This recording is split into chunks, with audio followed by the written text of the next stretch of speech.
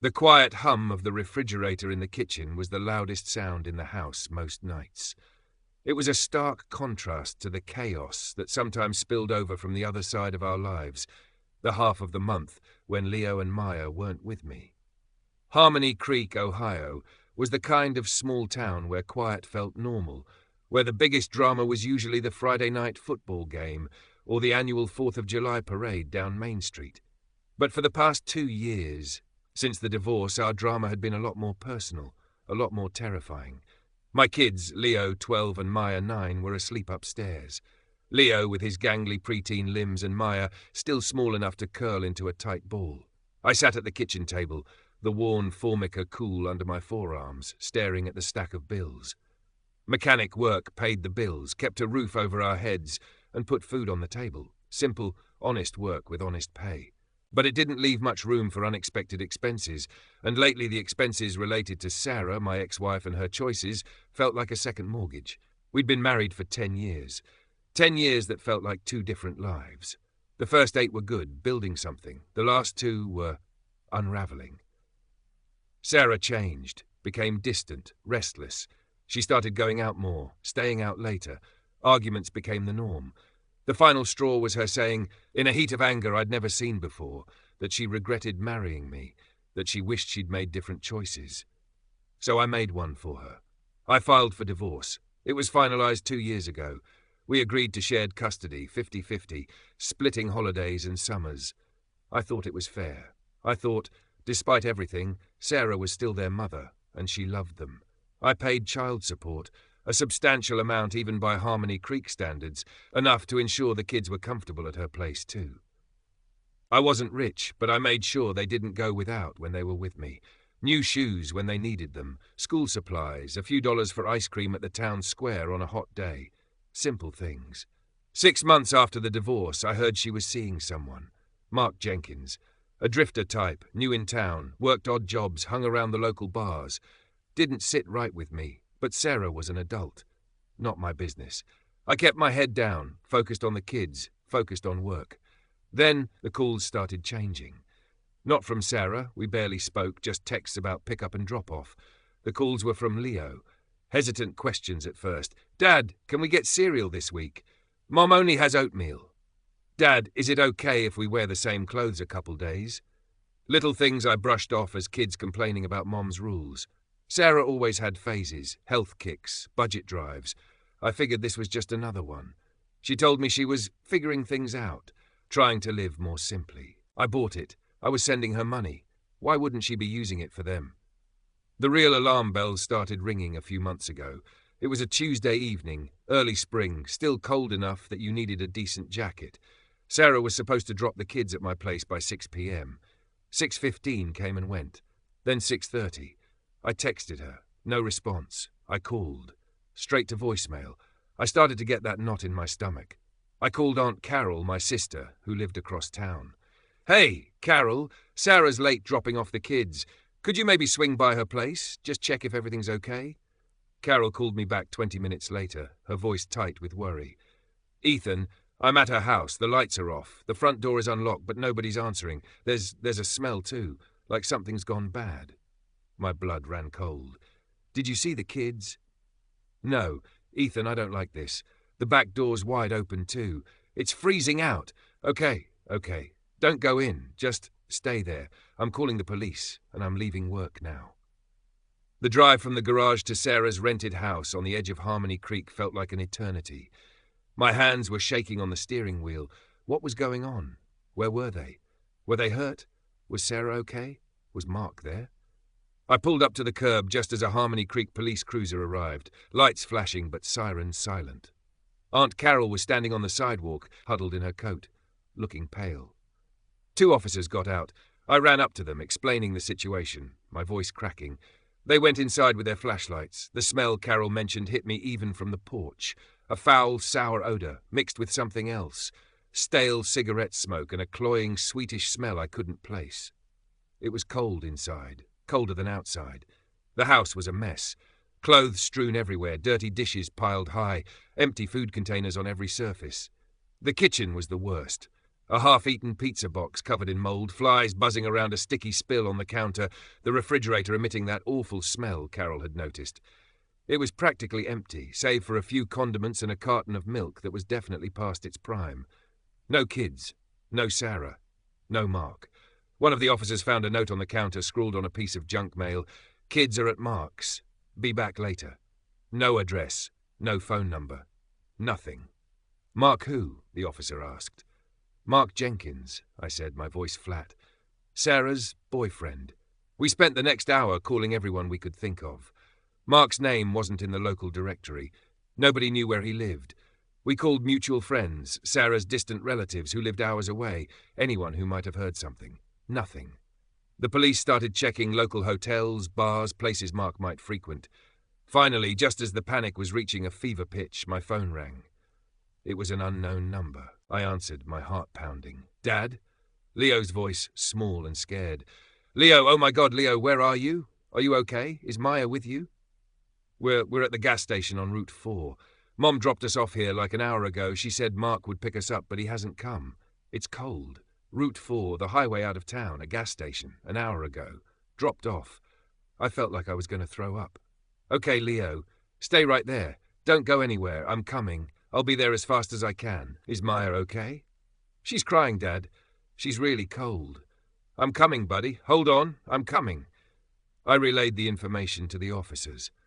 One stayed at Sarah's house, the other rode with me. Lights and siren on this time.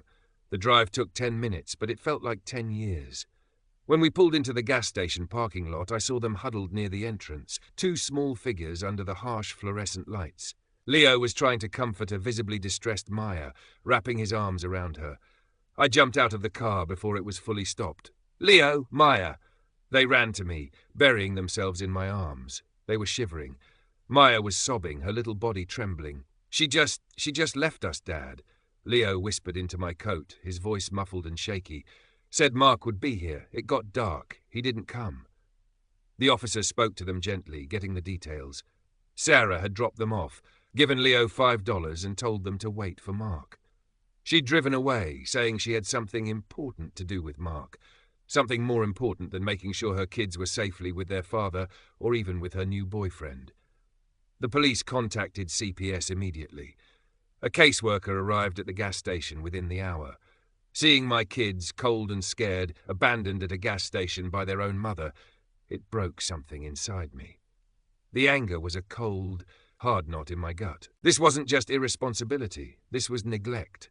This was putting them in danger. The CPS worker took statements from me and the kids, gently, away from Sarah's potential hearing. They documented the state of Sarah's house. They took the kids to the local CPS office for a welfare check and some warm drinks, while I went back to the police station to file a formal report. Sarah was located later that night. She was with Mark at a bar about 20 miles away. The police brought her in. She was charged with child endangerment and neglect. A misdemeanor for now, but a criminal charge nonetheless. That night, with the kids safe at Aunt Carol's house, I didn't sleep. I sat in my empty house, the silence deafening, replaying Leo's scared voice, Maya's sobs, the smell of Sarah's house, the image of them huddled under the gas station lights. This wasn't just about money anymore. This wasn't just about a bad divorce. This was about their safety, their well-being. The next morning, I called Attorney Peterson. His office was on the second floor of an old brick building near the Harmony Creek Courthouse. Peterson was a quiet, serious man, probably in his late 50s, with a reputation for being thorough and tenacious. "Ethan," he said, shaking my hand across his large, cluttered desk. "Carol called me. I heard what happened. I'm so sorry." I laid it all out for him. The gas station incident, the state of the house, the kids' stuff, accounts of the restrictive food and rules, being told not to talk to me.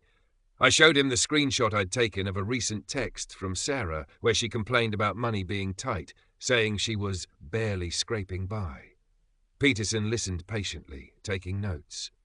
"Ethan, based on what you've told me in the police report, we have grounds for an emergency custody order and a petition for permanent modification.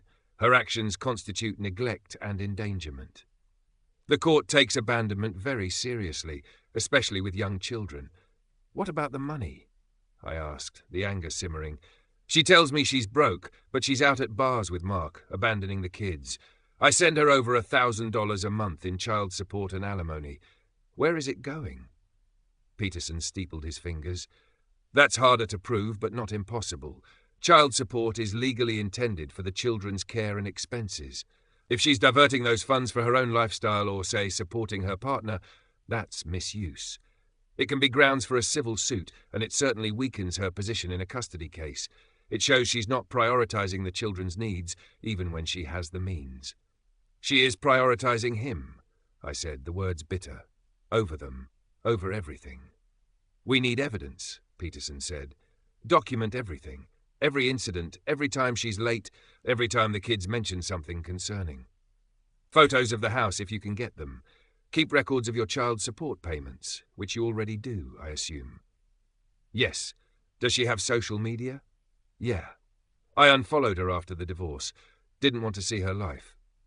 "It might be time to look," Peterson said gently. "See if her online persona matches her claim of being barely scraping by." Over the next few days, life became a blur of legal paperwork, worried phone calls with Aunt Carol, and trying to keep things as normal as possible for Leo and Maya, who were staying with Carol. They were quiet, jumpy. Maya clung to Carol or me whenever we were around. Leo tried to act tough, but I saw the fear in his eyes, the way he flinched at sudden noises. Talking to them more about their time at Sarah's was heartbreaking. The sick food wasn't just bland, it was repetitive and often insufficient. Bland rice, watery canned soup, sometimes just plain pasta. Meat and fresh vegetables were rare. Snacks were forbidden. They were hungry. They weren't allowed to have friends over, weren't allowed to play outside unsupervised, weren't allowed to buy anything for themselves when Sarah went shopping, not even a cheap toy or a book. "Mom says we don't have money for that," Leo had told me, his voice flat. But then they'd see her buy new clothes or order expensive takeout for her and Mark. "She told us not to tell you," Maya whispered, twisting the hem of her shirt. "Said you'd be mad at her and it would be our fault." The weight of that silence, the secrets they'd been forced to keep, settled heavy in my chest. My poor kids. Following Peterson's advice, I swallowed my pride and asked a mutual friend, who was still connected with Sarah on social media, if they'd mind showing me her profile. What I saw made my stomach churn. Photos of Sarah and Mark smiling on a weekend getaway to a cabin by a lake. Pictures of them out to dinner at restaurants far too expensive for someone barely scraping by. Selfies of Sarah in new outfits. Posts about treating ourselves. It wasn't a picture of struggling single motherhood. It was a curated feed of leisure and spending. It didn't show lavish parties every night like the original story I'd read online, but it showed a clear pattern of discretionary spending that didn't align at all with her claims of poverty and her children's deprivation. It showed where the money wasn't going, to feeding her kids properly, to providing them with basic comforts or the occasional treat. I sent screenshots to Peterson. "This is what she's doing while telling me she's broke and feeding the kids plain rice." "This is good evidence, Ethan," he said, his voice grim. "It helps paint a picture for the judge. It shows intent, that she's choosing to spend money on herself and her partner rather than the children she's legally obligated to support with the funds you provide." Then came the call from Mark. It was unexpected. He didn't have my number saved, so it came up as unknown. I almost didn't answer, but Peterson had advised me to record any calls from Sarah or her associates if possible. Ohio is a one-party consent state. I hit record just as I answered. "Ethan? Hey man, it's Mark, Sarah's boyfriend." His voice was smooth, a little too friendly. "Mark," I said, keeping my voice neutral, "what can I do for you?" "Look man, I know things are tense right now with everything going on. Sarah's really stressed. This whole thing, the charges, the custody stuff, it's a lot." "It is," I agreed dryly, "especially for the kids." "Yeah, well, you know, kids are resilient. But Sarah, she's not doing so great. She's really worried about the money aspect of this. She says you're trying to sue her?" "I am," I confirmed, "for child neglect and misuse of child support." Mark sighed dramatically. "See, that's what I wanted to talk to you about. Look, I know it looks bad, the social media stuff, but that's just, putting a brave face on things. Sarah's actually having a really hard time financially. She's freelancing, work's inconsistent, and she's been helping me out a bit, you know? I'm trying to get back on my feet, got some debts, trying to get into a training program. She's been covering some of my expenses. It's coming out of her savings mostly. This lawsuit, it could really mess things up for us, for her. She needs that child support, man. It's how she gets by. I felt a cold wave of disbelief, then pure rage. He was admitting she was using the child support, my money meant for my children, to support him?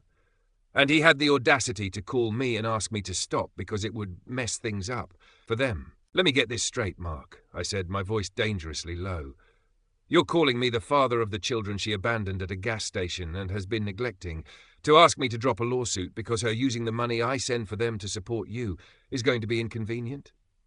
Well, I mean, yeah. It's tough times, you know. We got to stick together, and she really needs that money.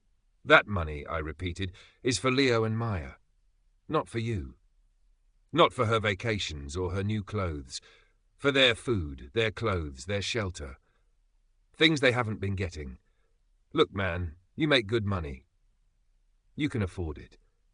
Sarah's struggling, and my kids were hungry, I shot back, the control slipping. They were scared. They were told they couldn't have friends over because she didn't want to buy snacks while she was apparently paying your debts. Get lost, Mark. I hung up and immediately blocked his number.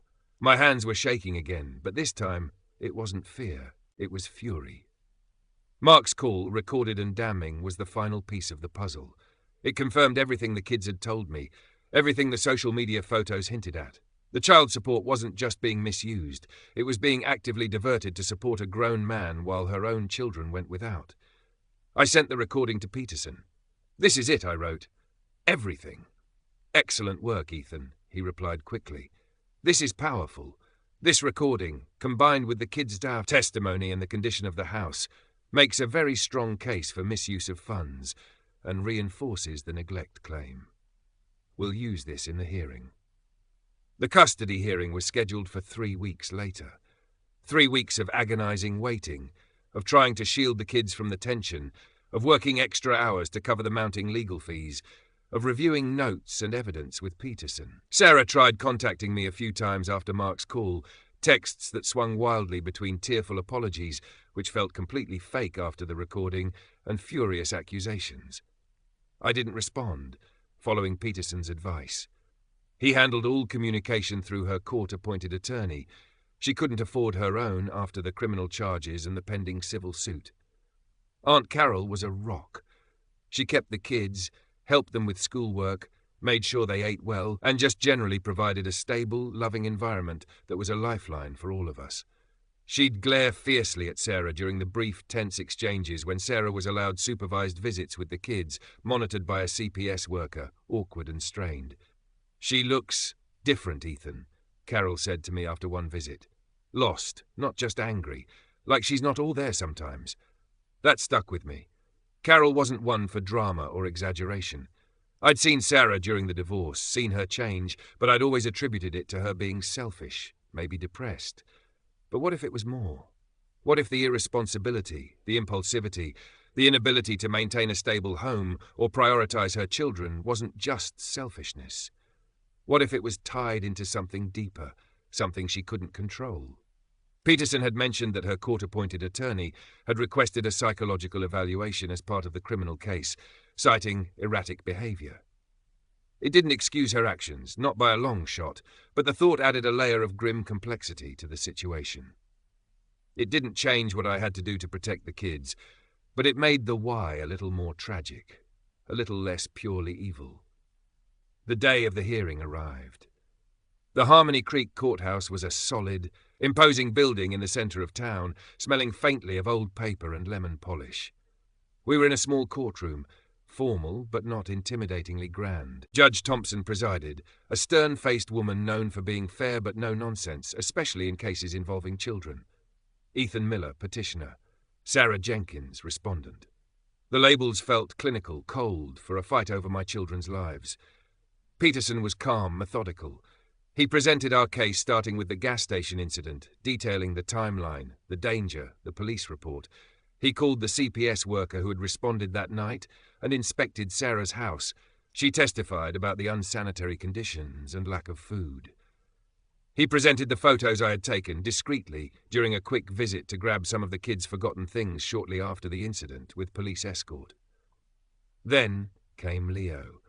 He was nervous, fidgeting in the witness chair that had been adjusted for his height, but he was also brave. He answered the judge's questions clearly, describing the sick food, the hunger, the rules about not talking to me, the fear when they were left alone or when Mark was yelling. He described the night at the gas station, how cold they were, how long they waited. His voice was small, but the words were powerful. Maya wasn't required to testify directly, given her age and distress, but her written statement, prepared with the help of a child advocate, was submitted as evidence. Sarah's attorney cross-examined Leo gently, trying to suggest he was confused or influenced by me. But Leo stuck to his story, simple, direct, and heartbreakingly honest. When it was Sarah's turn to testify, she looked fragile. Dressed in clothes that looked borrowed, her face pale. She claimed she had just made a mistake that night, that she thought Mark was right behind her, that she was having a moment of stress. She denied the house was that bad, denied the kids were hungry, claimed the diet was for their health, and said she only told them not to worry me with small things. She cried. But her tears seemed to come and go, turning quickly to flashes of anger when Peterson questioned her. Peterson methodically dismantled her testimony. He presented the screenshot of her text claiming poverty. Then he played the recording of Mark's call.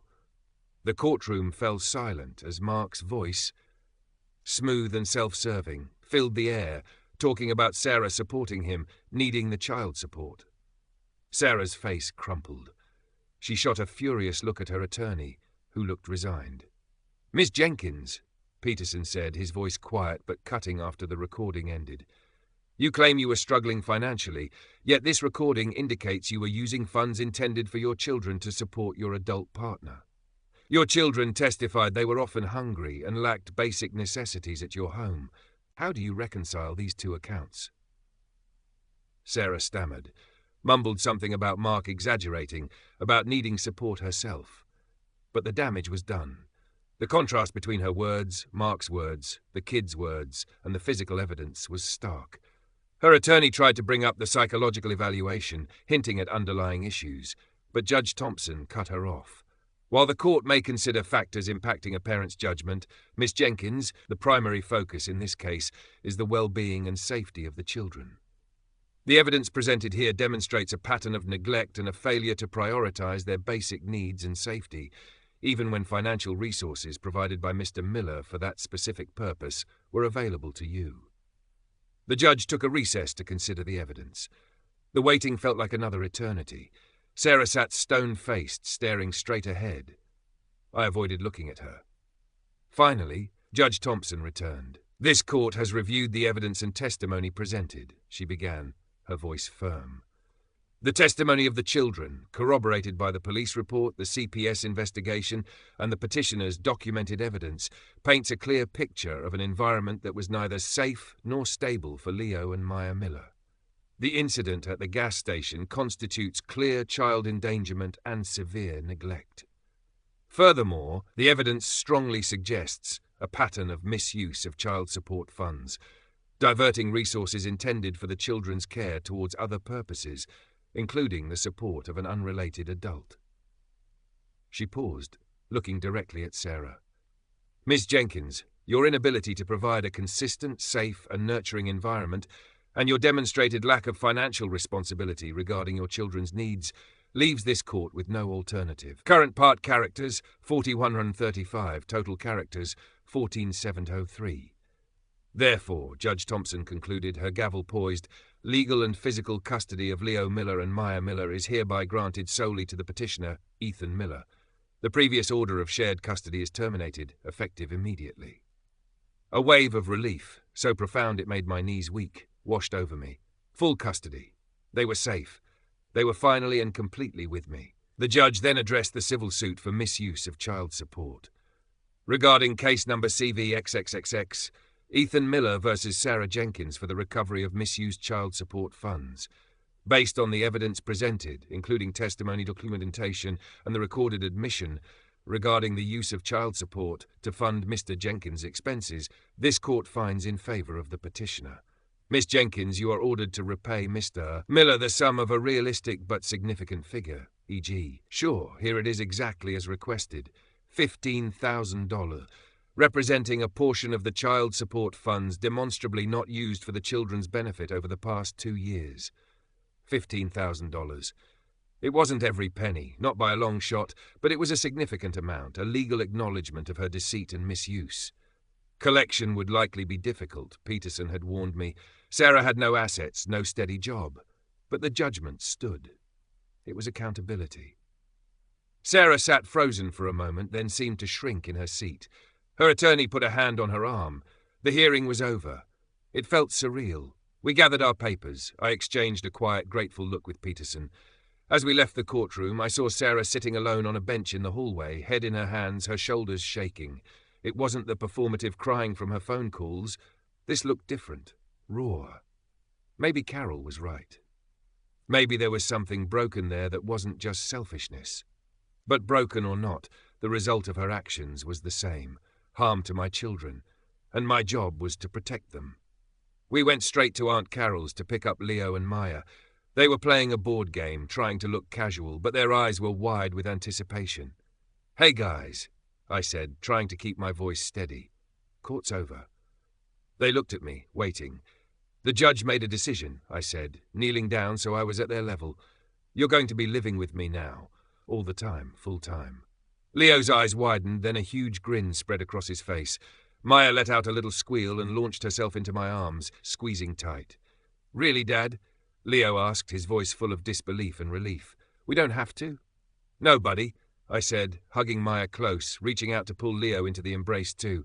"You don't have to go back. You're staying here, with me. This is your home now, always." Leo hugged me back fiercely. I felt a wetness on my shoulder.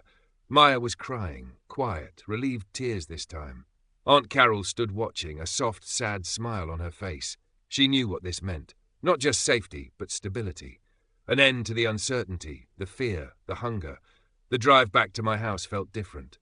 Lighter, somehow, despite the 2 extra bodies in the back seat and the weight of the past few months settling into my bones. The silence wasn't empty anymore. It was filled with the quiet sounds of my children breathing, the occasional whispered question, the rustle of their clothes. That first week was about settling in, giving them space, giving them comfort. We went grocery shopping, and I let them pick out all the cereal they wanted, even the sugary kind Sarah had forbidden. We cooked dinner together, real meals with meat and vegetables. We ate ice cream on the porch swing. We didn't talk about Sarah much, not unless they brought it up. They seemed hesitant, still bound by the old rules, but slowly they started to relax. Leo told me more stories about Mark, about the yelling, about feeling unsafe. Maya had nightmares sometimes, waking up crying for me. It was clear the scars were deep. Winning custody was just the first step. The real work, the slow, patient work of healing, was just beginning. The financial judgment against Sarah was, as Peterson predicted, difficult to collect. She had no assets, and her sporadic freelance work didn't provide enough income for garnishment. Peterson said we could pursue it, keep the judgment active, but it might never amount to much. It was frustrating, but the money was secondary. The primary goal, getting the kids safe, had been achieved. Sarah tried calling a few times in the weeks that followed. I didn't answer. Peterson handled it. She wanted to see the kids. The visits would have to be supervised, and frankly, the kids weren't asking for her. They seemed content, happy even, in the quiet stability of our home in Harmony Creek. They were thriving. Leo was doing better in school, less anxious. Maya was sleeping through the night more often, laughing freely when she played. One evening, months later, I was sitting on the porch swing after the kids were in bed. The crickets were chirping, the streetlights casting long shadows. It was peaceful. Hard, yes. Exhausting, absolutely. Being a single dad, working full-time, managing everything. It was a constant juggle. But it was my juggle. And my kids were safe. They were fed. They were loved. I thought about Sarah. I hadn't seen her since court. Heard she was still in town, still with Mark sometimes, still struggling. The thought of her didn't bring the same burning anger anymore. More like a dull ache of sadness. Sadness for the life we'd lost. Sadness for the mother she wasn't. Sadness for whatever was broken inside her that led her to hurt her own children like that. Maybe she was sick. Maybe she was just weak and selfish. Maybe it was a bit of both. It didn't really matter anymore. The court had made its decision. My children were safe. The fight had been brutal, draining, and expensive. It had exposed the worst of a broken relationship and the devastating consequences of neglect. But sitting there, in the quiet of my Harmony Creek home, listening to the sounds of the night, knowing my kids were sleeping soundly upstairs, I knew I had done the right thing. Every single painful step, every sleepless night, every dollar spent on legal fees, it was all worth it. For them. Always for them. Life settled into a new rhythm. Weekdays were a carefully orchestrated dance of school, homework, dinner, and bedtime stories. Weekends were for catching up on chores, maybe a trip to the park, or just letting the kids relax and be kids. Aunt Carol remained a vital part of our lives, a trusted caregiver when I had late shifts or needed a break. She'd come over, bringing her famous lasagna, or just sitting with the kids while I ran errands. Her presence was a comfort, a reminder that we weren't alone. The legal judgment against Sarah remained largely uncollected. Peterson had sent letters, gone through the formal steps, but Sarah had nothing to seize, and her income was too inconsistent for wage garnishment. It was frustrating, a loose end that felt like a lingering unfairness, but I couldn't spend endless time and money chasing it. The kids were safe. That was the priority. I adjusted my budget, cut back where I could, worked the overtime when it was available. We managed. We weren't living a life of luxury, but we had everything we needed, and more importantly, we had peace and stability. Months turned into a year. Leo was 13 now, navigating the complexities of middle school. Maya was 10, still loved stuffed animals, but was also developing a sharp wit. They talked about their time at Sarah's less and less. The memories hadn't vanished, I knew, but they were fading, being replaced by new, happier ones. Sleepovers at friends' houses, something Sarah had forbidden, joining local sports teams, movie nights on the couch with me, spontaneous trips for ice cream, these were the new normal. They still saw Sarah occasionally. Supervised visits, court-ordered and monitored by a third party. They were awkward, strained. Sarah seemed different. Sometimes she was overly cheerful, trying too hard. Other times she seemed distant, her eyes vacant. She'd ask them questions about school or friends, but it felt forced. She never asked about the sick food or the rules or Mark or the gas station night. It was like that whole period was a black hole she couldn't acknowledge. The kids were polite, answered her questions, but there wasn't the easy warmth you'd expect between a mother and her children. It was a relationship fractured by neglect and broken trust. I still wondered about the mental health aspect. Had she gotten help? Was she diagnosed? I didn't know, and honestly, I didn't feel it was my place to ask or her place to tell me. My focus was on my kids. Her struggles, whatever they were, had caused them harm, and the system had intervened. My responsibility ended at ensuring they were safe from that harm. Mark seemed to be out of the picture more often than not. I'd occasionally see him around Harmony Creek, still looking like he was living on the fringes. I never spoke to him. One evening, I saw Sarah at the grocery store. She looked thinner, her clothes a bit rumpled. She saw me too. For a moment, we just stood there, two strangers who had once shared a life, a home, children. All the anger, the fear, the legal battles, the betrayal, it all seemed to hang in the air between us. She took a step towards me, her face etched with something I couldn't quite read. Maybe regret, maybe just exhaustion. "Ethan?" she said, her voice quiet. I didn't say anything, just looked at her. She hesitated, then seemed to deflate. She looked away, her gaze falling on a display of children's toys near the checkout. A flicker of something crossed her face, something that might have been pain. She didn't try to talk to me about the kids, about the past, about anything. Just mumbled okay, and turned her cart down another aisle. It was a strange, anticlimactic encounter after everything we'd been through.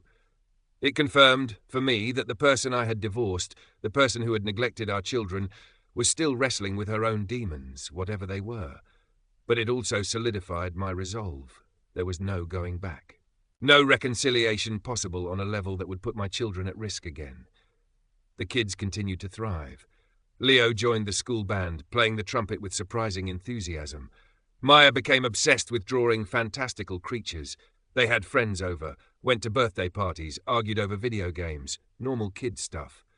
The quiet in my house was no longer the silence of fear or absence, but the comfortable quiet of a home filled with love, stability, and the low hum of everyday life. The legal battle was over. The financial battle was effectively over, with the judgment a paper victory more than a monetary one. The emotional battle for the kids was ongoing, a slow process of healing and building resilience. For me, the battle had transformed from fighting Sarah to fighting for the best possible life for my children, juggling work and parenting, navigating their teenage years, and trying to be the stable, reliable parent they needed. Looking back, I didn't regret suing her. I didn't regret pushing for full custody. It had been necessary. Seeing the evidence laid out in court, hearing Leo's testimony, knowing the danger they had been in, it reinforced that every step had been justified. It wasn't about revenge. It was about protection. It was about accountability. It was about ensuring that the two most important people in my life were safe, loved, and finally, truly home. The journey wasn't easy. There were still tough days, moments of exhaustion, worries about money, and the lingering sadness of a family broken. But when I tucked Leo and Maya into bed at night, when I saw them laughing with their friends, when they came to me with their problems or their triumphs, I knew we had won the most important battle of all. We had built a new normal, here in Harmony Creek, one based on safety, trust, and unconditional love. And that was worth everything. Current part characters, 4,081. Total characters, 2,260. The judgment against Sarah sat in a file somewhere in Peterson's office, a legal document proving her debt, but doing little to recover the funds. Every few months, Peterson's office would send a standard letter to her last known address, a formality to keep the judgment active. I knew it wasn't likely I'd ever see that money. It stung, a reminder of her irresponsibility and the financial strain it had put on me, especially in those early months after gaining full custody. But the sting lessened over time. My focus shifted from recouping lost funds to ensuring the funds I did have were stretched to provide for Leo and Maya. We learned to be resourceful. Hand-me-downs from Carol's friends' kids, finding deals at the local second-hand store, cooking simple, healthy meals at home instead of relying on expensive takeout. The kids understood. They'd seen what not having money really looked like at their mom's place, and they appreciated the stability and comfort we had, even if it wasn't extravagant. They didn't complain about not having the latest gadgets or designer clothes. They were happy to have enough food, clean clothes, a warm bed, and a dad who was present and safe. The supervised visits with Sarah continued, dictated by the court order. They remained difficult. Sarah's behavior was inconsistent. Sometimes she'd be overly emotional, hugging them too tightly, telling them how much she missed them, making promises she couldn't keep. Other times she'd be withdrawn, barely making eye contact, answering their questions with monosyllables. The kids navigated it with a quiet resilience that both impressed and saddened me. They were careful, guarded. They didn't share much about their lives with her, keeping their real selves for home, with me and Carol. I never saw Mark at the supervised visits. I assumed their relationship was as volatile as Sarah's moods. One day, about 18 months after the custody hearing, I received a call from Sarah's court-appointed attorney. I was surprised. Communication usually went through Peterson. "Mr. Miller," the attorney said, her voice professional but weary. "I'm calling regarding Miss Jenkins. Her situation has become more complicated. She's had some recent incidents that required intervention. There's been a formal diagnosis now, bipolar disorder. She's currently undergoing treatment." It was the confirmation of what Carol and I had suspected, what her own attorney had hinted at in court. Bipolar disorder. The erratic behavior, the periods of seeming okay followed by instability, the poor judgment, the impulsivity that could manifest as neglect and financial irresponsibility, it all fit. "I see," I said, the words feeling inadequate. It didn't erase the harm she'd caused, the terror the kids had experienced, the years of worry and struggle, but it added a layer of understanding, a tragic context to her actions. It was a sickness, not just simple meanness. Given the diagnosis and her current treatment plan, the attorney continued, Miss Jenkins is requesting a review of the supervised visitation schedule. She's hoping with treatment she can work towards a more consistent relationship with the children. I listened, my mind racing. A more consistent relationship? After everything? After the gas station, the hunger, the fear? Mr. Miller, are you there? Yes, I said. I'm here. Look, I appreciate you letting me know, but any changes to the visitation schedule would need to go through my attorney, Mr. Peterson. And frankly, my primary concern is, and always will be, the safety and well-being of my children. Their stability is paramount right now. Any decision about increasing contact would depend entirely on demonstrated long-term stability and a clear benefit to the kids, and they would have to be on board. Of course, the attorney said. That's understood. I just wanted to inform you of the situation and her request. We'll be in touch with Mr. Peterson. We ended the call. I sat in silence for a moment, processing the news. Bipolar disorder. It was a heavy label. It explained some things, but it didn't magically fix the past or erase the trauma. It meant she was sick, but she had still made choices, or her illness had led her to make choices that deeply hurt her children. I talked to Peterson about it. He advised caution. Treatment is a long road, Ethan, and consistency is key for the kids. Any changes would need to be gradual, carefully monitored, and only pursued if Sarah shows sustained stability and it's genuinely in Leo and Maya's best interest. We won't do anything that jeopardizes their safety or emotional progress. I agreed. My kids came first. Their healing, their sense of security, that was the priority. If years down the line Sarah was stable and capable of being a positive, consistent presence in their lives, and if Leo and Maya wanted that, then maybe. But it would be on their terms, and with extreme caution.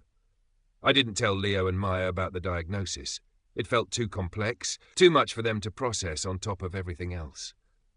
I just continued to provide the stable, loving home they needed. Life went on. The rhythm of school, work, and family continued. Harmony Creek remained our quiet corner of the world.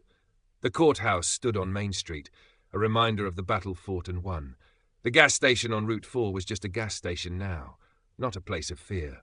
Sarah was a figure on the periphery of our lives, her struggles her own now. My focus was on the future. Leo was looking at high schools. Maya was dreaming of getting a dog.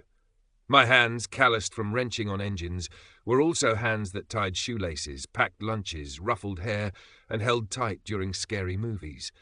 They were the hands of a father, building a life, piece by painstaking piece, for his children. The financial judgment against Sarah was eventually closed out by Peterson's office. Uncollected. A debt she owed, but couldn't pay. It was a small injustice, a lingering consequence of her actions, but it was dwarfed by the larger victory, the safety, happiness, and well-being of my kids. 2 years after I gained full custody, Leo was starting high school, and Maya was in middle school. They were thriving. Leo had grown into a thoughtful, slightly awkward teenager with a dry sense of humor. Maya was more outgoing, involved in school clubs and making friends easily. The shadows from their time at Sarah's hadn't completely disappeared. They still valued stability and security above almost everything else, and certain things could trigger anxiety. But they were happy, well-adjusted kids. Their supervised visits with Sarah continued, still awkward, still inconsistent. She seemed calmer sometimes, more present, which I attributed to her treatment. But there were still visits where she seemed distracted or irritable. The kids were polite but distant. They didn't seem to resent her, not anymore. It was more like they had moved on, built their lives, and she was a figure from a difficult past who occasionally reappeared. They didn't ask to see her more often. They didn't call her between visits. Their world was here, with me and Aunt Carol. Aunt Carol remained my closest ally and the kids' beloved aunt. She was getting older, but her energy and support never wavered. She was proud of the kids, proud of me. She'd often say how different they were now, how much brighter their eyes were. The financial situation was stable. Not easy, but stable. I'd paid off the bulk of the legal fees, but it had taken time and sacrifice. The garage where I worked was doing well, and my boss was understanding when I needed time off for school events or a sick kid. Harmony Creek was a good place for raising kids, safe, walkable, with a decent school system. I hadn't had a serious relationship since the divorce. It felt impossible to even think about adding that complexity to our lives. My focus was entirely on Leo and Maya. Maybe someday when they were older, more independent. But not now. One evening, Maya came into the kitchen while I was washing dishes. "Dad?" "Yeah, sweetie?" Do you think Mom will ever be normal?" The question caught me off guard. I paused, turning to face her. Her face was serious, curious, not sad or angry. "I don't know, Maya," I said honestly. "I hope so.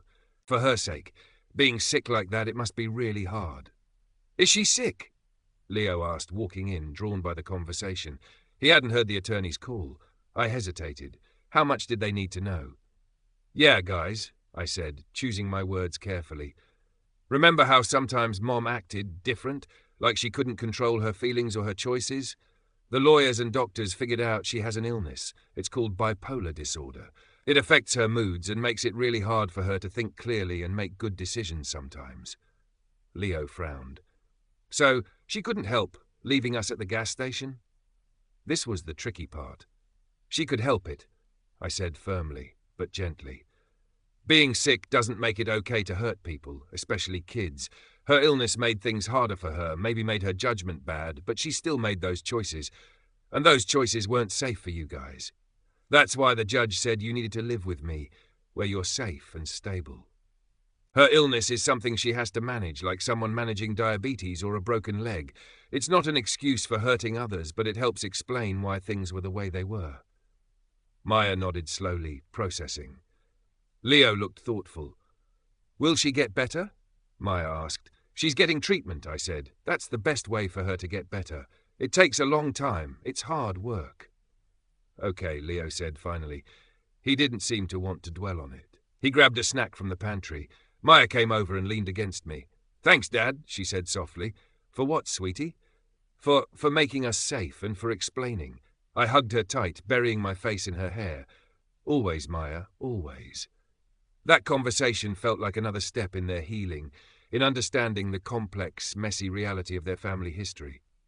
It wasn't a perfect explanation, and it didn't erase the past, but it gave them a framework to understand their mother's actions that wasn't just she was mean or she didn't love us. It was something broken, something sick, that had led to broken, harmful choices. The years rolled on. The legal battle faded into memory. The financial judgment was a forgotten piece of paper. Sarah remained in Harmony Creek, a quiet, distant presence. Her supervised visits continued, a fragile thread connecting her to her children's lives. My life was full of early mornings, late nights, school plays, parent-teacher conferences, scraped knees, teenage angst, laughter, and love. Full of the everyday reality of raising two amazing kids. The fight had been hard, the cost high, but the reward, seeing Leo and Maya grow into confident, happy, secure young people, was immeasurable. The quiet hum of the refrigerator was still the loudest sound in the kitchen sometimes. But now it was a sound of peace, not of anxious waiting. It was the sound of a home built on solid ground, filled with love, resilience, and the quiet strength of a father who fought for his children and won. It's been 5 years since the custody hearing. Leo is 18 now, finishing high school and looking at colleges. Maya is 15, navigating high school with more grace than I ever did. They are, without a doubt, the best parts of my life. Sarah is still